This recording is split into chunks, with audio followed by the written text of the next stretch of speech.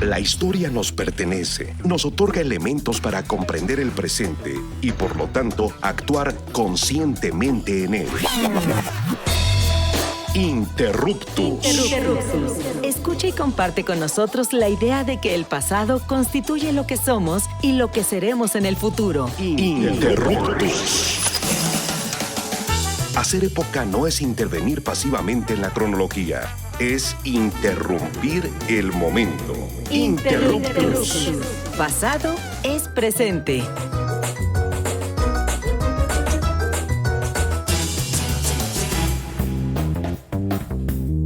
Hola, ¿qué tal? Muy buenas tardes o días o noches, como sea que nos escuchen. Estamos en una emisión más de Interruptus, Pasado es Presente, su programa de divulgación y reflexión histórica. Y bueno, antes de pasar a otro lado o antes de pasar a otro lugar, quiero saludar a la banda de Interruptus que pues está ya aquí en el estudio C del Instituto Mexicano de la Radio. Carla, ¿cómo estás? Hola, Misael, muy contenta como siempre de poder platicar aquí en los micrófonos del Instituto Mexicano de la Radio. También aquí anda Emiliano. ¿Cómo estás, Emi? Hola amigos, hola a todo el público que nos escucha. Estoy muy contento de estar en otra emisión de Interruptus y también estoy muy contento del invitado que tenemos el día de hoy, que es invitado estrella, amigo cercanísimo de Interruptus. Pero pues, preséntalo, Misa. Bueno, pues hoy vamos a conversar con Noé Alejandro Torres Álvarez, quien nos acompaña justamente desde la Perla Tapatía. Él está allá en el occidente de nuestro país, en Guadalajara. Y bueno, pues Noé, como ya lo decía Emiliano, es nuestro querido amigo y colega, quien durante también un buen tiempo formó parte del equipo de Interruptus. Él es historiador y además es doctorante en ciencias sociales en la UDG. Y bueno, pues entre otras cosas se ha especializado en temas de religión, masculinidades, la organización también de aspectos políticos de organizaciones religiosas. Y bueno, Noé, ¿cómo estás? Bienvenido nuevamente a los micrófonos de Interruptus, ahora desde el Instituto Mexicano de la Radio. Hola, muy buenas tardes. Me da muchísimo gusto que me hayan invitado. Los agradezco a los tres y también agradezco al Instituto Mexicano de Radio. Y es un honor volver a los micrófonos justamente de Interruptus y además actualizarlos con mis temas. Súper, pues Noé, tú ya llevas un tiempo investigando cuestiones relativas a la política y al catolicismo, entonces a lo mejor para nuestros escuchas que tengan claridad en algunos conceptos que vamos a manejar en este programa, ¿nos podrías platicar a qué se refiere laicos católicos en estos periodos que tú analizas? Usualmente, para hablar del catolicismo, siempre nos referimos a la iglesia como si fuera un monolito. No es así. O sea, la mínima división que existe es justamente entre la jerarquía eclesiástica, dígase sacerdotes, obispos y lo que sea. Esos son consagrados, también las monjas estarían ahí. Y por otro lado están los seglares o los laicos. Justamente los seglares o los laicos son todas aquellas personas creyentes que no son parte de esos consagrados. Antes del siglo XX se les llamaba de forma corriente seglar, que es el mismo término que tiene que ver con el mundo, y después del Concilio Vaticano II, que fue un parteaguas, se les comenzó a llamar de forma mayoritaria laicos y laicas o laicado en general, pero prácticamente tienen la misma acepción, ¿no? Son personas que no están consagradas y que conforman parte de eso que denominamos iglesia. Órale, está bueno eso saberlo, que es una denominación propia del siglo XX, porque me imagino que tiene que ver con la separación iglesia-estado y con lo que implica el laicismo como un principio político del liberalismo, es decir, que está separada la iglesia de lo público, ¿no? Entonces, tiene relación, porque eso es bien juarista. De hecho, hay una muy buena relación, como mencionas, del concepto laico, laicidad, que es un término muy políticamente utilizado en México, no así, por ejemplo, en Europa, en donde el concepto tiene más relación con seglar y secular, y, por ejemplo, los europeos desde el siglo XVIII más bien hablan de secularización. En el proceso político de independencia y conformación de México, digamos que los liberales mexicanos dejaron de lado la secularización y se concentraron en la parte laica o laicidad, que tiene que ver con un proceso político. Se diferencian así, ¿no? Un proceso laico o de laicidad tiene que ver con procesos meramente políticos, la separación clara en las leyes entre la Iglesia y el Estado, y la secularización es un proceso más bien cultural que justamente en América Latina, en Estados Unidos, se pone entre comillas, porque justamente no hay una separación tan fuerte como en Europa en los aspectos culturales, ¿no? Y es algo de lo que justamente vamos a hablar parte de este programa. Oye, Noé, y bueno, a mí me gustaría que ahondaras un poco más en las investigaciones que estás haciendo actualmente, específicamente en torno a qué es el Concilio Vaticano II y también qué implicaciones tuvo ese concilio en relación al activismo de los laicos antes y después de la promulgación de ese concilio. ¿Qué nos podrías platicar de eso? Es una muy buena pregunta. Un concilio se define justamente como una reunión de los altos jerarcas de la Iglesia.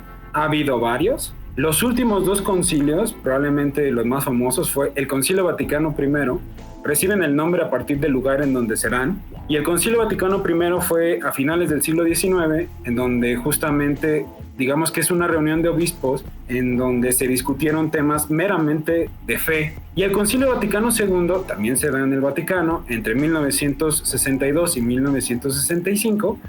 Su definición es que justamente no incluyó solo a los jerarcas, incluyó a muchísima gente más, incluso a protestantes y de otras religiones, y también a laicos. Esa es la diferencia primordial. Es un concilio, fue una reunión especial porque la inició un papa, la convocó un papa, se murió a la mitad y la terminó otro papa. Entonces eso nos habla de que hubo diferencias en las mismas constituciones que promulgaron después del concilio, pero digamos que una que fue bastante relevante para los laicos y para todo el acontecer dentro de la iglesia y fuera de la iglesia fue la Lumen Gentium, fue la primera constitución de carácter pastoral. Para los católicos, después del Concilio Vaticano II, pastoral fue muchas veces sinónimo de lo social. Entonces, la diferencia radical entre el activismo previo del Concilio Vaticano II y postconciliar tiene que ver con eso. Antes del Concilio Vaticano II, muchos de los católicos se formaron y actuaban en pro de una política o de la conquista del gobierno, el cambio del gobierno. La guerra cristera es claramente uno de esos intentos que hubo en México.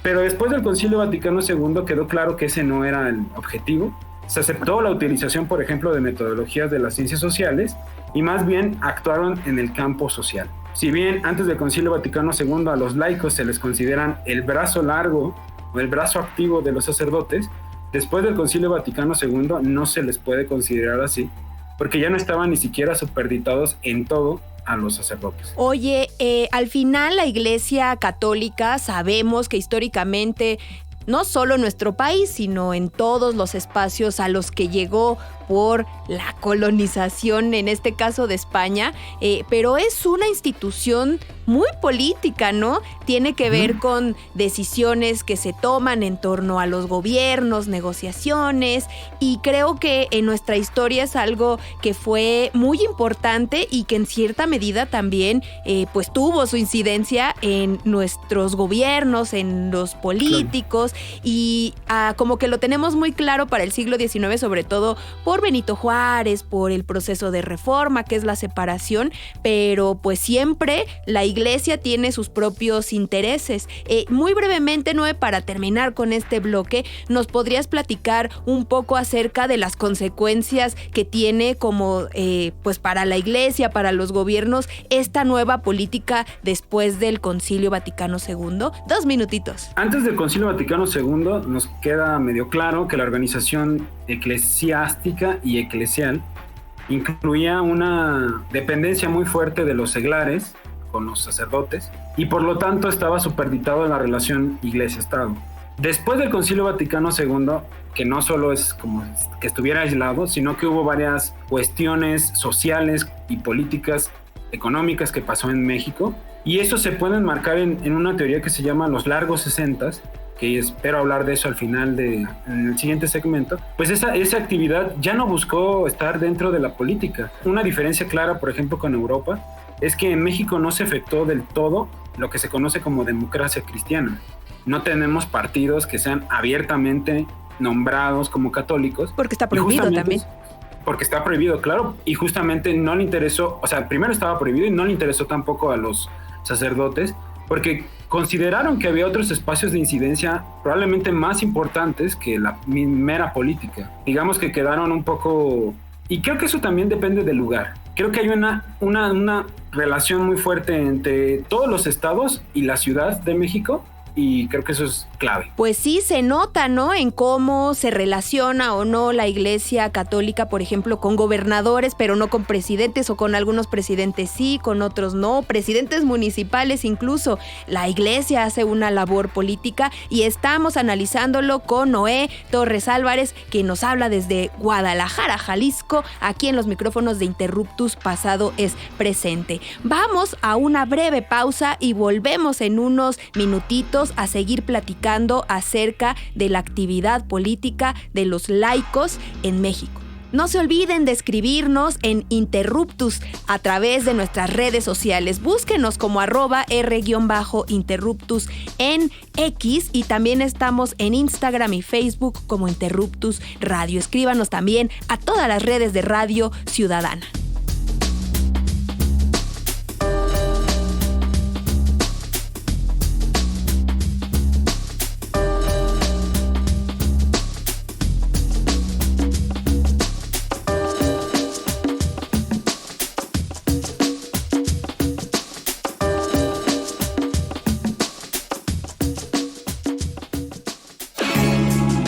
La historia es nuestra, porque la hacemos todos los días. En un momento continuamos. Interruptus. Pasado es presente.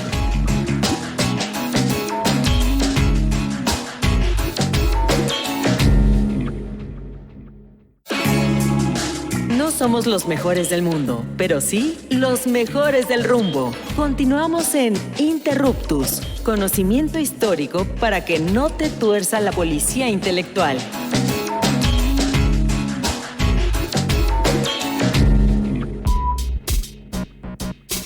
Amigas, amigos de Interruptus, estamos de vuelta en el segundo bloque de nuestro programa y estamos conversando con el historiador Noé Torres Álvarez sobre los católicos laicos y la sociedad civil.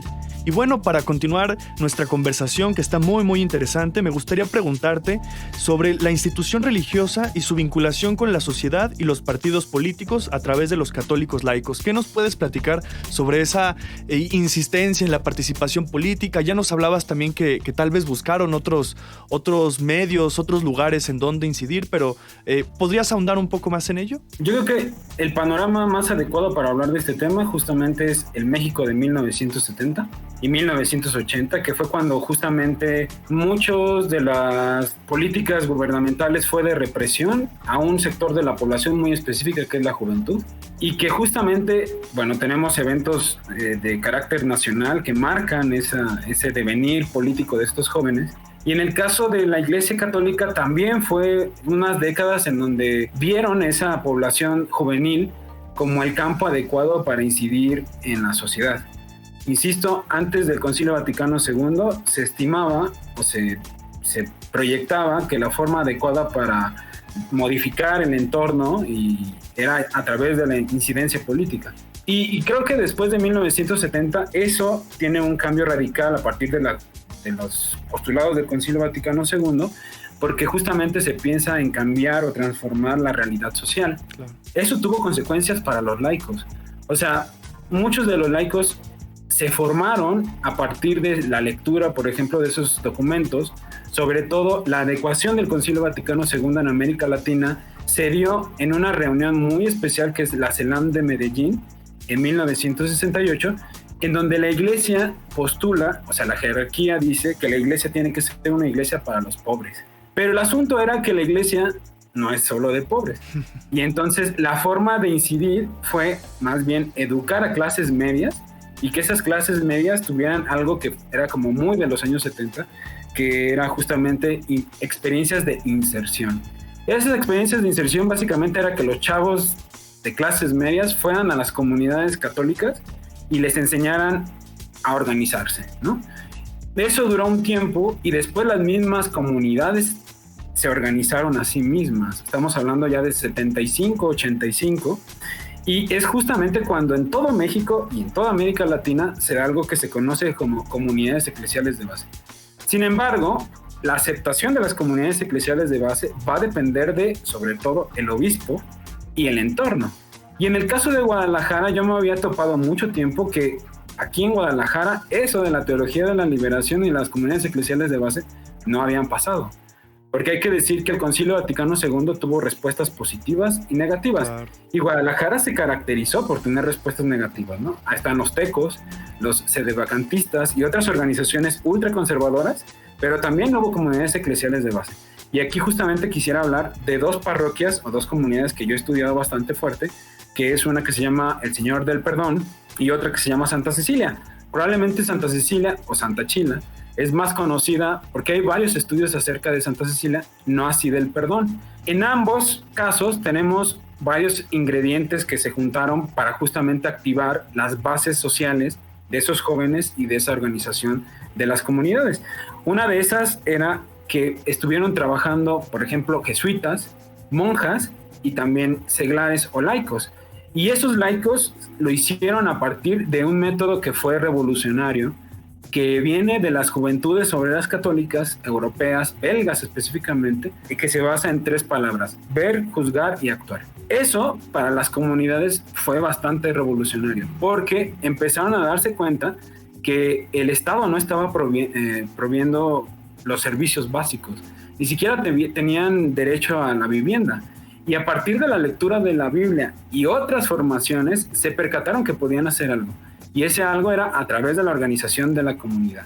Después de los 80s pasa algo a nivel estructural, que es, se cambia el Papa cuando se muere Pablo VI, asciende Juan Pablo II, y Juan Pablo II llega al papado con una convicción bien clara: aplastar todo lo que se olía o sonaba como teología de la liberación. Esa es una comunismo, ¿no? O sea, fue un férreo anticomunista. Totalmente. Él explica que a partir de su juventud, pero estando en el poder papal, lo hizo con todas las de la ortodoxia posible, ¿no? Entonces llegó, su primer viaje papal fue a América Latina en 1979 y fue específicamente a México. En ese viaje llegó a Puebla, pero tuvo un viaje muy particular a Santa Cecilia. En 1979 llegó a Santa Cecilia para decirle a los sacerdotes que ellos eran líderes espirituales y nada de líderes sociales. Y a partir de ahí, todo lo que escuchaba como teología de la liberación lo empezaron a aplastar. ¿Qué pasó con estos laicos? Esos laicos estaban suficientemente autónomos para decir, pues, está bien que el Papa diga lo que quiera decir. Chido el Papa. ¿Ese quién es? ¿Qué estudió? ¿Cuáles son sus credenciales? El güerito, eso no me va a venir a decir a mí lo que voy a hacer. Y justamente se organizaron a partir de la comunidad. Resultado de eso es que, al menos fuera de la Ciudad de México y también dentro de la Ciudad de México, muchas de las organizaciones que conocemos como sociedad civil, o sea, no tienen un frente netamente político de actuación, pero sí un frente social, justamente es en donde pudieron incidir. El asunto es que fueron doblemente invisibilizados. Para los izquierdosos eran muy derechosos y para la iglesia eran muy izquierdosos y comunistas. Entonces, ¿qué fue lo que pasó? En el caso de Guadalajara, pues después de 1985 hubo una invisibilización de estos movimientos.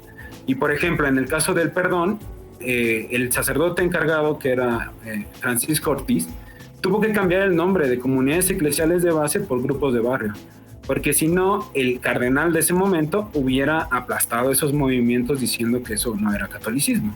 Entonces, hoy en día es lo que podemos ver en Guadalajara, un catolicismo bastante conservador que ha invisibilizado esa parte que es claramente social.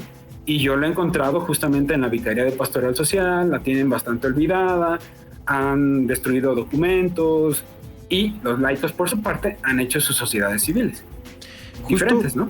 Justo un poco eso iba. Creo que, bueno, también en México, aunque no es una tendencia solamente de nuestro país, pues en los últimos años, y no sé si en México tenga que ver con la llegada de la derecha al gobierno federal y como el acercamiento con el PAN, inclusive desde antes, con Carlos Salinas, este acercamiento justamente del gobierno federal con la cúpula de la Iglesia Católica en México, pues vemos que hay una mayor presencia pública, ¿no? Pero seguramente en los estados debe ser diferente. Ahora, esto si lo vemos en otros países, pienso mucho, por ejemplo, en Brasil, pero ahí justamente con los grupos pentecostales, vemos que de pronto hay ya partidos abiertamente confesionales, ¿no? En México, a pesar de que hay una prohibición, tenemos actores políticos que están directamente vinculados, si no a la Iglesia Católica, por lo menos a organizaciones de ultraderecha como el secreto no tan secreto Yunque, ¿no?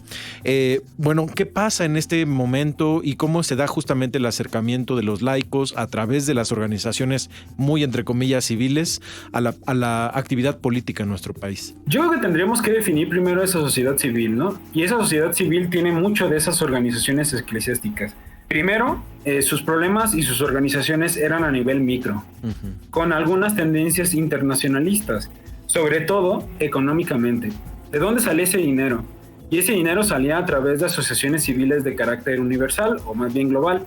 Por ejemplo, un nombre que suena siempre es Miseror, que es una organización del arzobispado alemán que inyectaba dinero a estas organizaciones de laicos, o algunas veces con especie, por ejemplo, con mimeógrafos o cosas por el estilo. Segunda cosa, que eran aestatales, o sea, no estaban en contra del Estado, pero no les interesaba mezclarse con el Estado porque asumían que el Estado era un ente malo, ¿no? O sea, que estaba ahí para perjudicar. Del maligno. Y eran del maligno. Y finalmente, sí tenían una vinculación muy popular.